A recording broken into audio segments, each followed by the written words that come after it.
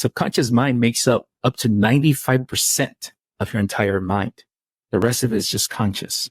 Depending on what theory you listen to, but that is 95%. So that is a big number because it sort of overrides anything that you consciously want to achieve.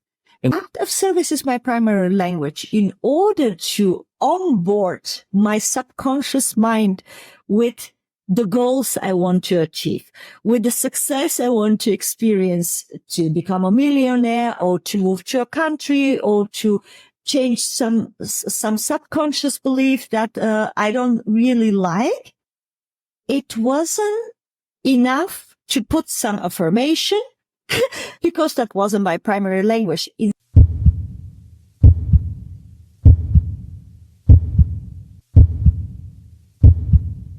Welcome to the Alchemy of Success podcast. I'm Anna. And I'm Pedro. And today's topic is going to be 3 tools that you can reprogram your subconscious mind. Perfect. And before we jump in directly, just to summarize what to expect in today's episode. First, you're going to learn why it's so important to be able to reprogram your subconscious mind and how this will help you to really alchemize your success. And then we're going to deep dive into 3 very powerful tools that some of them are more easy than the other one to implement. What are the challenges in implementing and what are the wins out of it? And be sure to stick to the end because the last one will be most joyful and also easy to implement in day-to-day topic, in day-to-day life. Better say, tell a little more about why is the capability of reprogramming your subconscious, our subconscious mind, so important ingredients for our joyful, successful life. Sure. So first, I don't know how many people know how powerful the subconscious mind is. And so I'm going to give you a couple of little data facts. And why is that? The subconscious mind makes up to 95% of your entire mind. The rest of it is just conscious. Depending on what theory you listen to, but that is 95%. So that is a big number because it sort of overrides anything that you consciously want to achieve. And why is this so important to success? I'll tell you why. Learning, growing, self-discipline, taking inspired action. That's what we always talk about, can lead to success. You need to understand what is actually preventing you from achieving those things that allow you to learn, grow, and have this self-discipline to even allow you to take any action. Forget about inspired action, you need to take any action. So for you to understand what's happening within your subconscious mind that's actually just occurring in an autonomous state, we have to also learn how we could actually use it to our benefit. And that's really important. How do we use it to our benefit? So first, let's do a quick little dive. I'm not going to get into too many details. All right. I don't want to confuse anybody because I know you're listening or maybe watching the video you're watching. So we're going to go through a theory of mind, very high level, and we could dive into it in a later episode. No problem. So your mind is this, think of it, this big, beautiful circle. It's a big, beautiful brain. So your mind is composed of a couple of different factors. The first layer, which is all the way at the bottom. So imagine this all the way at the bottom, right? Is your primitive mind. Your primitive mind is the one that we are all born with. Reactions that we're all born with. And what are those? Is basically fight or flight. Those are the 2 basic responses that we're born with. And we're all very familiar to that. And I know, Anna, you can relate to this. I know I can as well. Especially when we're in a fight with our loved ones, sometimes we jump very quickly in the fight of life. What is it? When we're not conscious. That's right. and I know all the viewers out there, all the listeners could also relate to the fight or flight response. So that's innate. That's part of your primitive mind. Right? Then we start creeping up of what are the known associations within our mind? Meaning anything that's known, it's actually safe. Think about it. Go all the way back in time. When we first started, back in time where we thought daylight is good. It's a good thing to be able to see our predators going after us, right? Back in the cave days, right? Nighttime is when we actually start resting and doing all these things. So daylight is good. Nighttime is dark. Day is good. Scary. Exactly. Night is scary, right? All these associated. Why? Because at night the predators could eat us back in the day, right? So it was a little scary. A little? A little, right? Yeah, exactly. So these are the known associations that we already have been bred with, have we been born with. And then we also have known associations as we grow up, which basically really impacts us, particularly from the age of 0 to 8. Imagine yourself as that child taking all these different inputs. Maybe your mother's yelling at you, or maybe you didn't get what you wanted, right? So you had a reaction, or all these amazing things that you're experiencing, and you're simply absorbing, and it's going really directly to your subconscious mind. So it's already programming you, programming the feelings, programming the words, therefore also programming your physical reaction to it that's going to start manifesting later in life. It's doing all these things at that point in time. So that happens when you're from 0 to 8, usually, and that's part of the critical mind. Then you go at the top, the 5%, the conscious mind. But Pedro, before you go to the 5%, there is one topic why it's so important to just to 0 to 5 to 8, because I remember when back there, before I learned all about the brain and hypnosis and subconscious mind and conscious mind, there was always a saying in Bulgaria, where I come from, is what you cannot teach to a child till its 7th age was back there known, then you never cannot teach it later. So like with 7, you stop learning. That is before we, of course, the science find out that our brain is neuroplastic and plasticity, and we can actually reprogram it. But back there was this belief in our society that either you learn the first 7 years, or after that is not anymore possible. And that is where actually the programming of subconscious mind is happening. But why? Maybe you can touch just a slide without going too much into the details of the science in this area. Sure. So why? It's because the gateway is open when we're children, meaning our cognitive ability, our ability to reason, our ability to analyze, the willpower, the decision-making, all those different factors that we have as we grow older, become a teenager, then we're able to do all these things. It's not fully developed. So what happens is there's just sort of like receivers. Think of them like receivers. So if you're basically like a sponge, you're receiving all this information, it goes directly into the biggest part of yourself, which is what? The subconscious mind.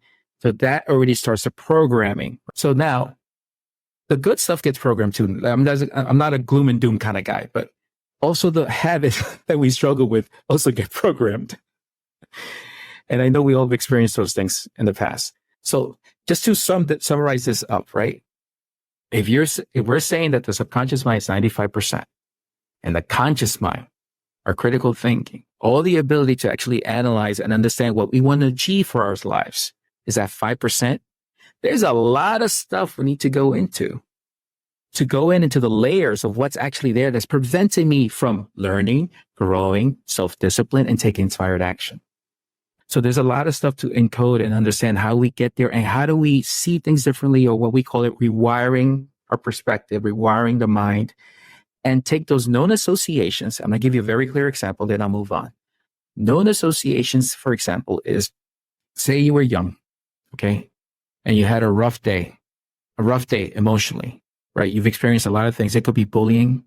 Okay, I've seen it, bullying in your kindergarten school or preschool. And then what gave you comfort was food. Food was your escape. Food was your outlet. It gave you that comfort, that inner peace. So what happens is every time you're faced with a situation like that, you become anxious or whatever, you go back to what's known to you as a pleasure, which was food. Now, as we keep fast forwarding 20 years later, okay, some of us struggle with that disassociation of what food is, because maybe we got into very unhealthy eating patterns, okay? And now as adults, we want to switch our mind back and go, no, I know consciously it's not good for me. I want to change it. We all say that, but why is it so difficult? Because until we change that association with food in the subconscious level, we're not able to move forward. And what we're going to be teaching you today is really the 3 tools that can help you with that, get you in that path. to hopefully start rewiring that part of yourself, which is massive, that prevents you from achieving your goals or achieving the success that you want in your life. I hope that makes sense to everybody. Yeah, Anna? Definitely. And like I share, in between is, we used to think that what we learn stick to our brain, and we cannot change it. But the science has proven, in the last few years, that actually our brain is very neuroplastic. What does it mean? Is that it's able to unlearn things and learn something new. So imagine, that is how I try to explain it to my child. So maybe it's a little like, like a childish, but very good visual to understand this. Imagine in your brain, it's full like with streets. You know, some streets are small streets. And some streets are like the highways, you know, like in Dubai, when you drive, you know, eight lanes on the one side, 8 lanes on the other side, a huge highways. And that are mostly the connection in our brain that we use on a daily basis, you know, where we call this programming, like on a daily basis. Maybe, I don't know, you wake up in the morning, you go, you brush your teeth, you do it always with the right hand, and so on and so on, you know. So this is talks that you do like very, very often. So of course, and that is one of the challenges as a umbrella when you go and want to reprogram your subconscious mind, is when this connection is small. That means when you stop driving this street, you know, that means you stop consciously thinking this thought or connecting this neurons in your brain, then it's going to dissolve and you start creating a new path, a new street. But imagine these huge highways of 16 lanes. So, and now you try with an affirmation, like, I'm wealthy, I'm healthy, I eat only healthy foods, you know, like Pedro was saying about the connection with food, connecting with some emotional state. For today, I won't be eating anymore like emotional. You know, topics. And then you try with this affirmation. It doesn't work so easy, you know, because you have been driven these highways for years. So depending on how big the streets are, first you need to create the new street, stop using the old one, and depending on how big they are, it can take a little more time or less, or depending on which tool you use, can work easier, faster, or a little more challenging. So just be aware, you know, it's the tools that we're going to provide you. And these are just some of the tools we have in our toolbox, you know, and that we have used for both of us. So we share always from experience. Have a different way to be implemented and a different way how quickly to say this way act. But I can tell you something. All of the tools are powerful, and all of the tools can really help you create the successful life, to alchemize and to rewire these brains. So that was very important for me to share with you, because for me, as back there, I wasn't so aware how the brain functioned.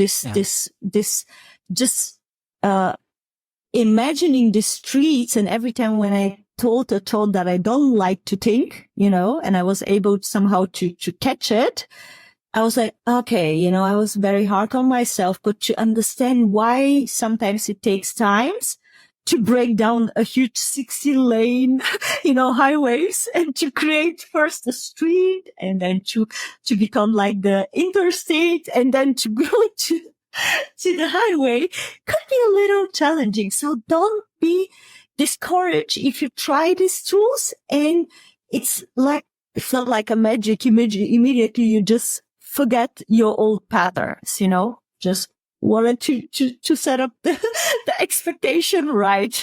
So Pedro, maybe you can jump into the first of the 3 tools that we have brought today for our listener watching us on YouTube.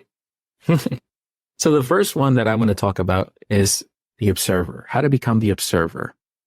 And before we do that, let's talk about why it's so difficult to become the observer. What's the challenge of that? All right. I know all of you can relate to this. We have so many data points right now. We're constantly being bombarded with. Social media is a huge one. We're always on our phones. We're always doing something, listening to music. We're always interacting constantly. So to be an observer is really to be present. How is it that you can be present if you have all these distractions happening all at the same time? It's a little bit of a challenge, and I think it's a lot challenge for a lot of people. And I think there's some sort of statistics where the attention span of the typical viewer, I believe it was YouTube, and Anna will correct me on this. I think last year was like roughly around 7 seconds, and now it's like 1 point something, less than 2 seconds. So our attention span is getting smaller and smaller. Right? We are perfectly scrolling. You know, we have muscles on your fingers. So just put that, and maybe that will resonate with you because maybe you're doing it. I know we all do it. So how can you be present if you're constantly doing it? You're constantly going so much motions. You're going a million miles an hour. So, and I touched this topic, the observer, in our last episode. So you haven't checked it, check it out. Definitely listen to it. And I'm just going to expand on it in this episode. So the observer is, my main thing is learning how to listen. And you could do this in whatever sequence you want, but learning how to listen will teach you how to be present. And what Start by listening present here this episode. Be present by listening, yes. And so the first one is, how do you listen properly, is give somebody your undivided attention. Like when Anna's talking to me, I'm looking at her. I'm listening to every word. I actually gave an example of that in the last episode as well. She's talking of experience. She's just flowing, but I'm listening to every word she's saying. And I can't do that. And I can't get the wisdom. I can't get the thing that really will help me, whether it's helping you by bringing a topic to surface or helping me personally with what she said, if I'm not actually paying attention to her, if I'm not looking at her in her eyes, if I'm not looking at her body movement, her body language. I'm literally absorbing what she's telling me because I want to make sure that whatever message she's trying to convey, I don't miss it. So how do we listen is super important. So you have to give your undivided attention because that is how you become present. That is how to learn to be present. Number 2, have you ever noticed how some people tend to constantly interrupt another person? They don't let them finish whatever they want to say. They're constantly just interrupting them. You have somebody, you're telling them whatever you want to say, right? Say you had a bad day and you're telling them your story and they interrupt. Then you start again, they interrupt you again. If you're constantly interrupting, are you really listening? Think about it. Think about it. You're not listening, therefore you're not being present. Then how can you observe what's happening to that individual? How can you connect with that individual? So don't interrupt. Literally just quiet it down and just learn how to just absorb what they're telling you. The other thing that you might notice is sometimes you get triggered emotions. So when you get triggered while you're talking to somebody and you're actually listening and they say something, whether it's a word or sometimes it's something that they do to you, and you have a trigger, and then what happens? You're no longer listening because now you're focused on that emotion because you got to tell them this and you got to tell them that. You got to express something so strongly to you. So you're no longer listening. You're no longer present. So that also happens. And I know a lot of you can relate to that. A lot of you can relate to that. Okay. So that is just listening. That's just one thing within being observer. You have to be able to learn how to listen to actually start learning how to be present.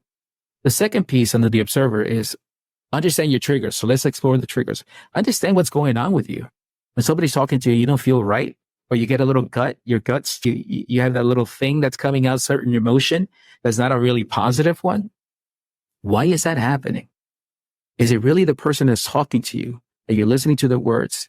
Are they the one really triggering you? Or is this a past memory, your subconscious mind that's coming up and literally going, this experience was really bad. That word, I heard it when I was a child and that was not a good experience. Maybe that's what's happening. So it knocks you out from being the observer. So understanding your triggers, where they're coming from and how to heal them and how to acknowledge them is super important in listening. And obviously just being the observer.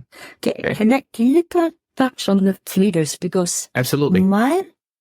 my personal experience was that actually how I personally started being more able to become the observer of my own thoughts and emotion was through triggers. Because previously I was the kind of person, act, I react. Act, I react. You know what I mean? So I'm like, it doesn't matter what somebody says. The moment I get triggered, I'm like the teaching bomb, you know? I always have an opinion and I always have to express this opinion, you know? And when I started, when I learned about the observer, technique, to say it this way, I started expanding the time, and that is what you touched last time in our previous episode, is I started expanding the time between what's happening, what triggers me, because it creates this, at first a thought comes. So I wasn't able even to observe the thoughts because the emotion came out and my reaction was like within a few seconds, as this came from my subconscious mind and not really consciously, directed, and like the touch at the beginning, 11 million pieces a second. So it's like on point. So I never was able to really hear my thought or observe my thought and emotion. And when I heard about this concept, I actually started expanding this gap, or creating a gap between what triggers me and my reaction. Because this is where we actually have the power to decide, should I now react out of this emotion that I currently have, or should I first pause? And for me personally, that was the possibility to start observing my unconscious, so coming from the subconscious mind, thoughts and emotion, and to see why, okay, that triggers me. Because maybe you say, for example, guys, let me take this very beautiful example, like the words guys, you know? So, it's nothing that really truly triggers me. But I'd say, when we talk about more feminine and masculinity, for me, guys is a word that is more still connected to the masculine, where, of course you can use it for all, but it has the origin coming from a man, from the masculine, from a guy, So I said, I would prefer to have an expression where it's more either including, or, when we talk also to women, to say, hey, ladies, gentlemen, or something like that, whatever, So, and I started observing it because I get conscious about that. And I observe it. Okay, why does it triggers me? Oh, okay, it's because of this and this. Okay. And what is the underlying, thought and emotion? And actually triggers help me to start embodying this technique, or to be able to use it. Because when you're triggered, you immediately have an emotion and a thought, Of course, I can observe myself now in a calm situation. And when suddenly a thought comes during I'm just drinking a coffee and suddenly thinking of paying a bill, they're like, oh, actually, I wanted to chill and have my coffee while the bill is coming in my mind, But this was a little difficult for me at the beginning to be able to observe it. So actually the trigger points for me personally, as an emotional being, very emotional person, was the one easier to catch them, not easier to change them. So that's something different, but easier to catch them and to observe them till the point where I consciously start in deciding how to change them, and what instead I'd like to think or to feel or to react at this. Because this emotion, this trigger, you cannot always solidly change it, but the reaction is definitely on our side. So we can decide. I don't know, what was your, as you maybe from a masculine and more left brain personality, and less emotional triggered, like I am as a very empathic person. I know that you also, but as you say, you were previously more left brain, more, numbers and structure.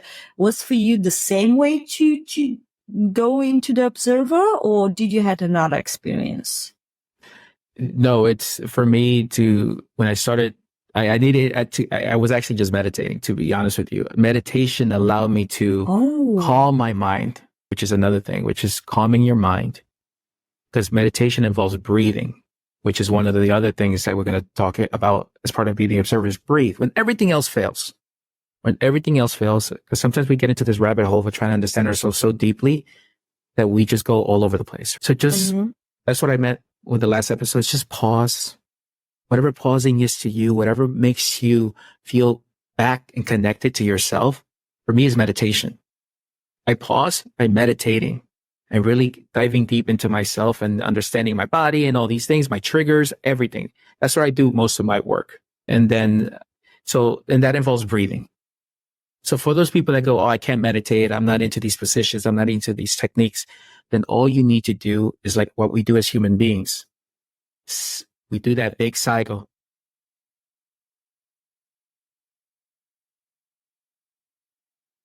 I'll do it now. Do just one now with us.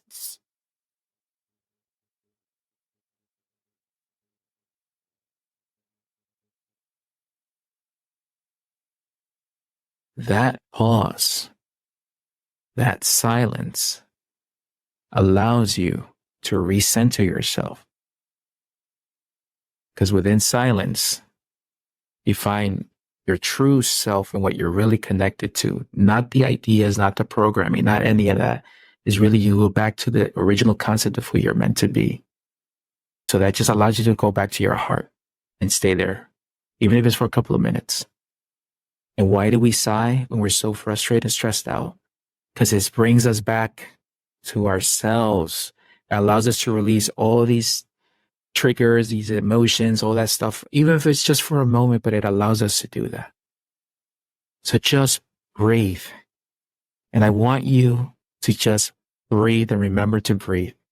Okay. Consciously breathing. Consciously breathing.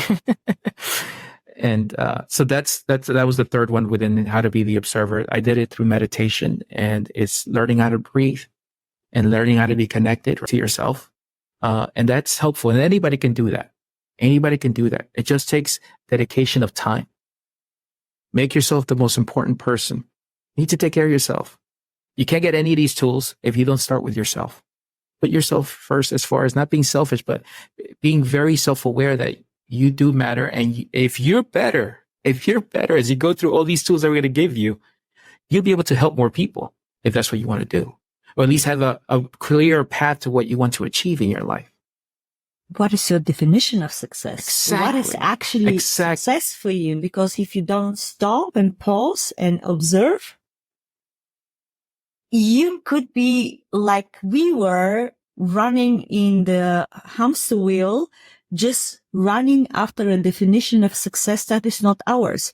But it's like a carrot put in front of us, imprinted by, and it's not that it's bad, but it's not for everyone, this definition. And it's not the individual one. It's just the one that my mom put on me, my dad, the society, the kindergarten, teachers. After that, my first partner, second partner, university, job, whatever. All the people, they just put their imprinting and understanding of what is successful and how you should act or not act.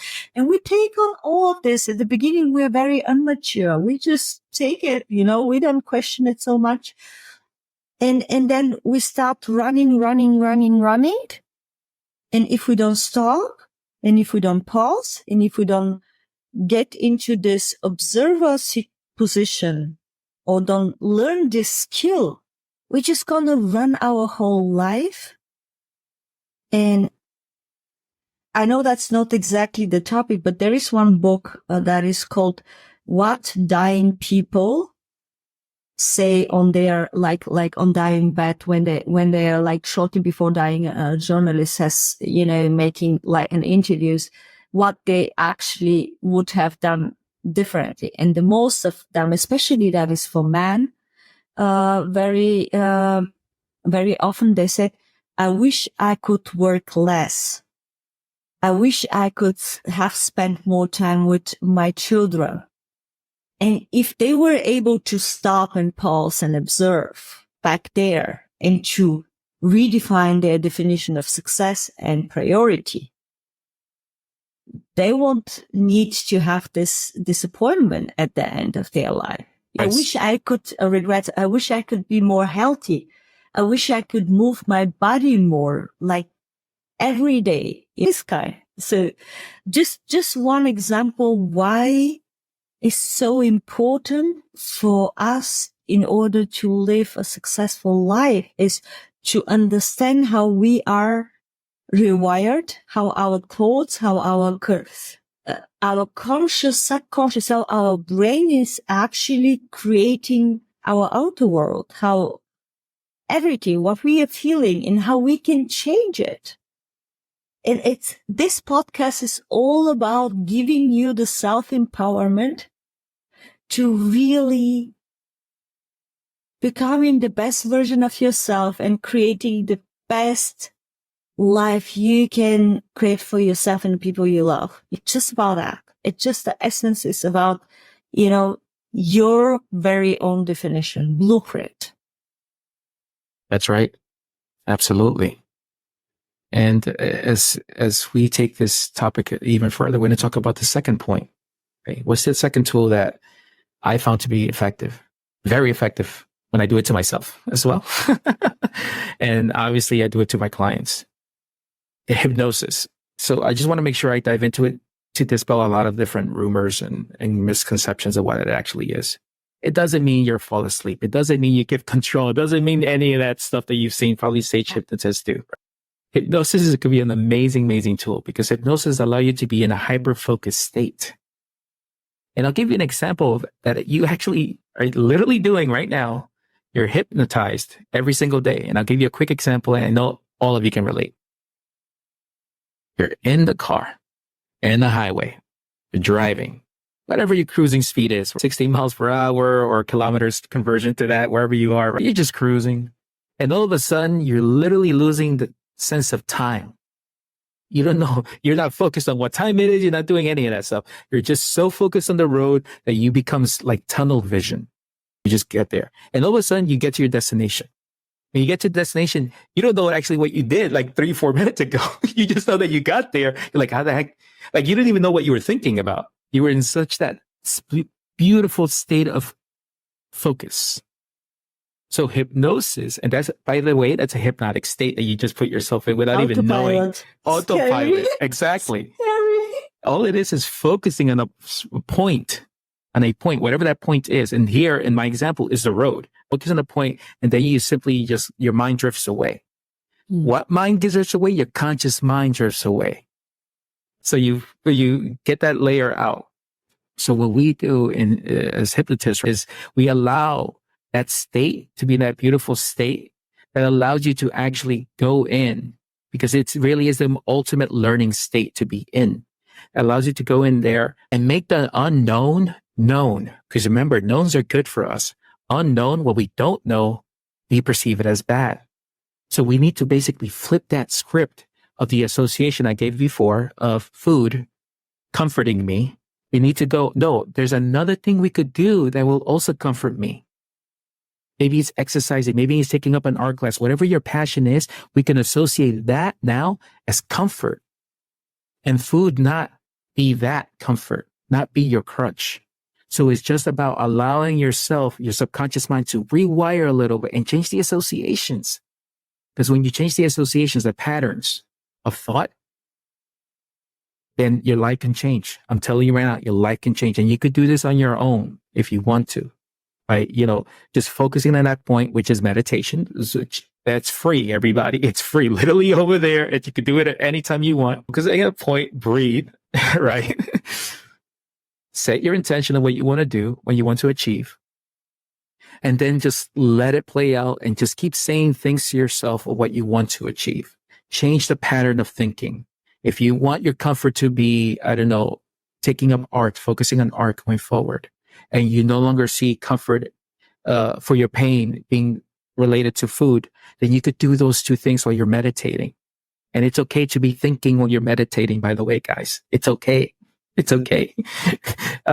So when you do that, you're helping yourself.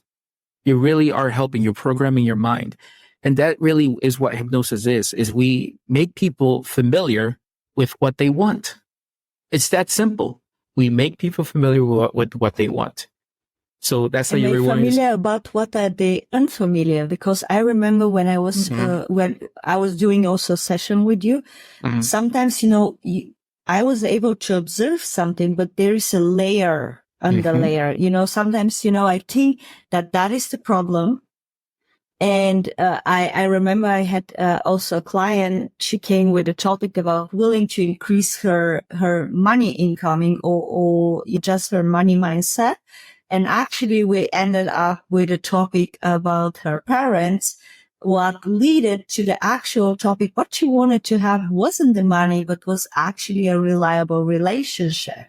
In a way, she wasn't paying any more for the partner, what she was doing in the previous relationship. So it starts sometimes here as an observer, and in this hypnosis session, as Pedro said, we are removing the conscious mind that tried to control everything and tapping directly in your subconscious mind where 95% of everything is stored. And then they come the layer under the layer under the layer. And this method is quicker sometimes than the observer, and Correct. It's easier to rewire the brains. Remember about the highways and the small streets and the interstates and so on. So with hypnosis, it's actually, this is the tool where it can work quicker. It's like a time machine, to say it this way. It's like shortening the time, What's definitely, of course, you can do it by yourself. We do it also. But sometimes I find out that it's good to have an external person when my mind come in between, because it's still things you need to turn on and to be like present, to put it aside, and go around the. That's right. It's true. It is one of the quickest methods to get what you want, right? To achieve that. And it's absolutely true. So it is something that as a tool, you can use if you want to explore that, because as we're going to be discussing another tool, which you definitely, Anna, will be discussing soon, is anything that resonates with you, anything that you think you could do that easy step first. I want you, if you're listening or watching this video, do that first thing, that step, action, take that little step first, because that will give you momentum into your life. So do it now. Whatever that is to you, whatever's triggered you, whatever resonated with you right now, take that action right away. Put it as part of your life. Start the rewiring process.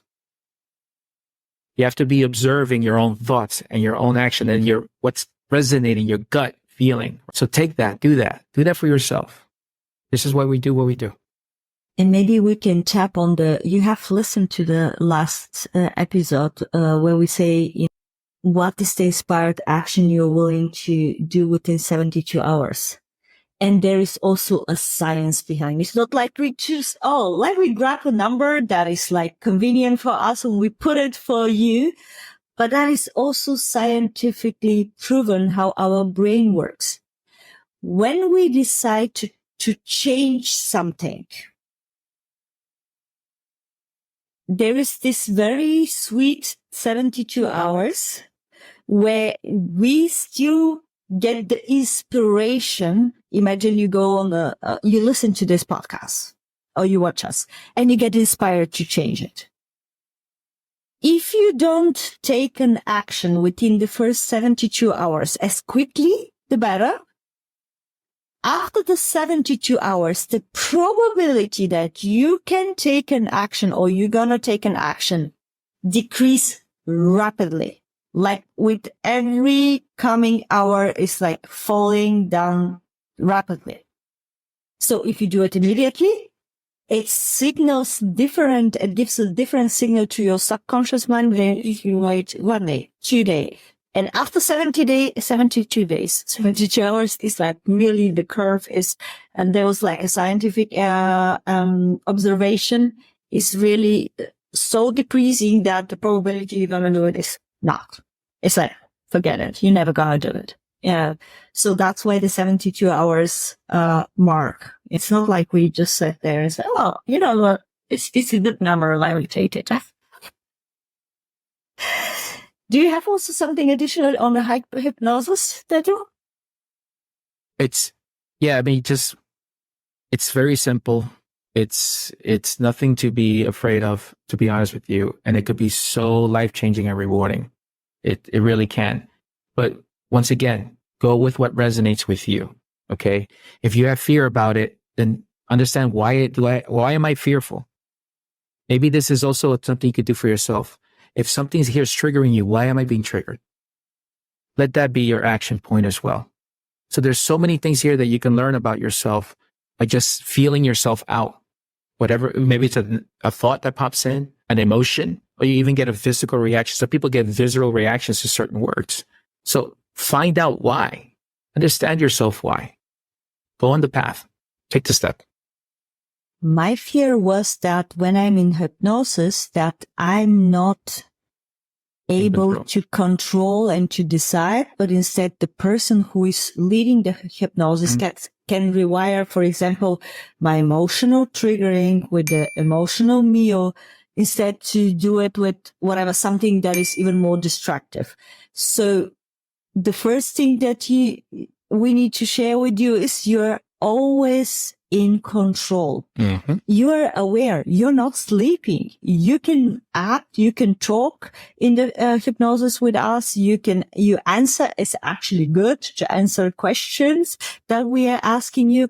You can share with us your thoughts in this moment. So really, you are very present. The only thing that is you're so relaxed in your body. You're so relaxed, so calm from the emotional state that you allow to tap deeper in these layers and the layers and the layers. And this is connected to the state of your brain waves. But we won't go now in this path because this will make the whole episode even larger. But actually, we're now coming to the third point. Yes, Anna, what is it? And that is something that truly inspires me and connects very good with the 72 hours action. Okay. And I don't know, maybe you can drop into the comments, when you are listening, or watching on YouTube, whether you heard about the 5 languages of love from Gary Chapman. So there is a book, and also a quiz. So you can just Google it, and there is in the different languages. Doesn't matter where you come from. You're going to find it in your native language. It's called the 5 love languages. And there is a quiz, that you can take, and you can find out what is your primary language of love. There are 5 languages. And then you can find out what are the other languages of love. And why is this so important, or why is this connected to the capability of reprogramming our subconscious mind is something that I learned myself a few months ago, and I started implementing it, and it was so profound. So imagine your subconscious mind as your lover. Doesn't matter what gender you are. It's, you like, if you like women, so it's a woman. If you like men, it's a man, or whatever. So that is the same love language you have, how you communicate with your partner in a real relationship in life. That is also the love language that your subconscious mind have. So maybe imagine you want to become a successful millionaire, and you have heard the one saying, start listening to affirmation every single day. I don't know whether you are one of these people, but me definitely, I used to listen to affirmation, and then 1 day, 2 day, 3 day, 5 day, whatever. And I was thinking, why it doesn't work for me? I'm listening. Why some people say they suddenly became a millionaire after starting listening to affirmation, but it didn't work for me. And I got the answer when I learned about my love language, because my primary love language is the so-called act of service. So there is the act of service. There is the word of affirmation. There is, presence. So giving presence, making presence. There is the physical touch, and there is the, how do you say, undivided attention. So that means when you and your partner, really spend time only you both, without like friends, without any other activity, but like you both spend time. So, and my primary language is act of service. So I understood that because act of service is my primary language, in order to onboard my subconscious mind with the goals I want to achieve, with the success I want to experience, to become a millionaire or to move to a country or to change some subconscious belief that I don't really like, it wasn't enough to put some affirmation because that wasn't my primary language. Instead, I needed to move through time and space, because act of service means I need to do something. So my subconscious mind sees, oh, she's moving through time and space. For example, creating this podcast as a part of creating like a ecosystem of our businesses. If I was just saying I'm successful speaker on stage and so on, and just affirming it, but not doing any steps, it will stay like that. Because we started the podcast and now I'm exposing myself more on speaking, free speaking without any script, just like coming from my gut. It's on board my subconscious mind, and it makes it feels better that actually I'm capable of doing it, because I do these small baby steps. And I didn't start it with a podcast, so don't get me wrong. At the beginning, I was just talking one-to-one to somebody and sharing my experience, my wisdom, and so on, and then expanded to my powerful woman community, and then like my business team, and so on and so on. So like step by step. So it's very easy way. Just go and do the quiz, the 5 love languages. Find out what's your primary love language. If it's the language of gifts, giving presents, then it's not like it doesn't need to be always a material gift. It could be you're giving a time to your subconscious mind to sit and visualize your goal, and just give this time with giving it the presence of being present with this goal. And the next time, could it be if my new evolved version living this new life is wearing, for example, this dress or this kind of dress. So I go and also buy a dress, for example. So this could be when your primary love language is like the language of a gift.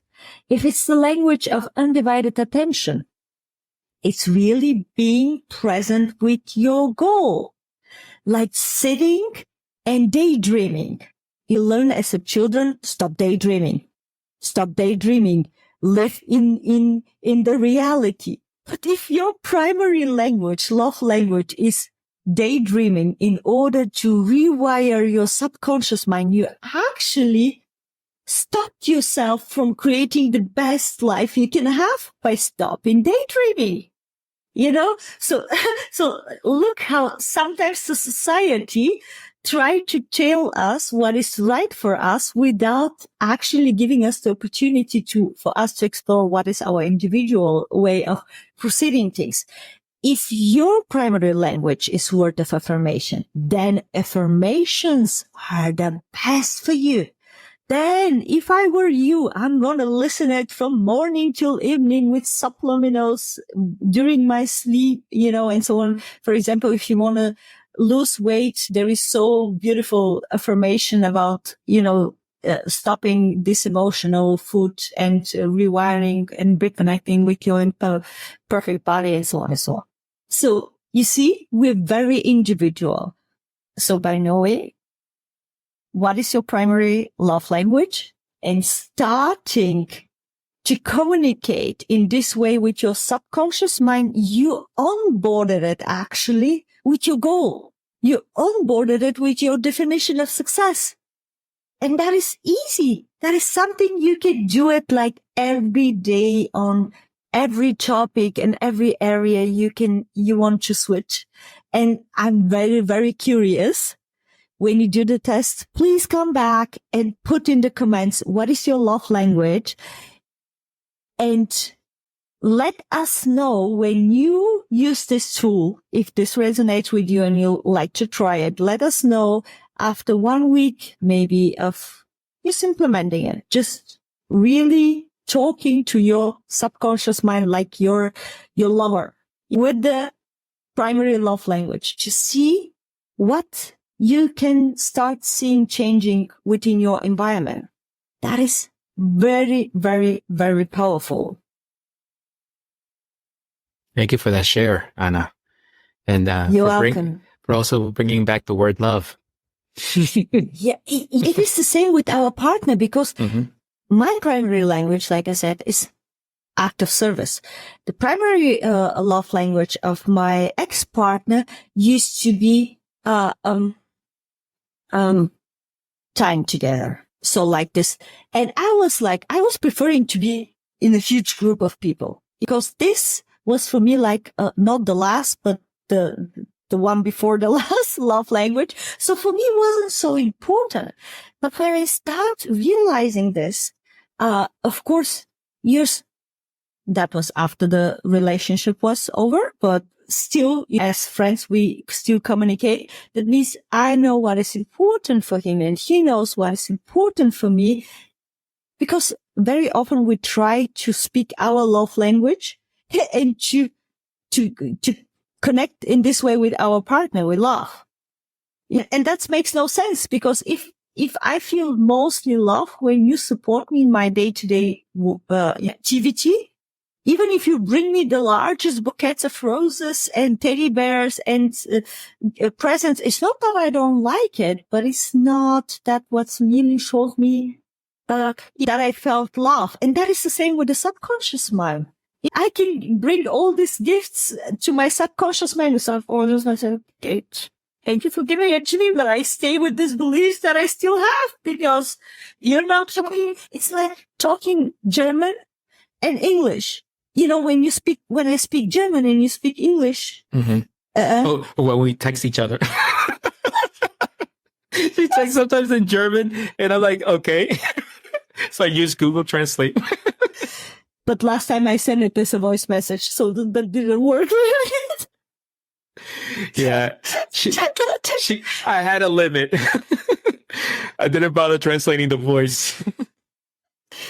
So, and it's the same, so please go explore. You tap into the observer position. Try the hypnosis. Either you find someone to work with you in this way, or you try it by yourself. Pedro explained it very, very beautiful. You can just go back to this part and listen it again and take notes if you didn't do it already. Start with the love language that will resonate with you, And I really, really promise you from the bottom of my heart, you're gonna see things shifting within you, and then shifting in your whole environment, in all the areas of your life, as you start tapping more into what truly belongs to you. Because you don't want to change anything in your belief system if it's authentically you. So don't be scared that you're gonna kill yourself by changing some beliefs. That is something that my ego used to think. If I stop thinking this one, I'm gonna be dead. No, it's just a program that I was exposed on it, but it's not my authentic self. Our authentic self, you're never gonna want to change it.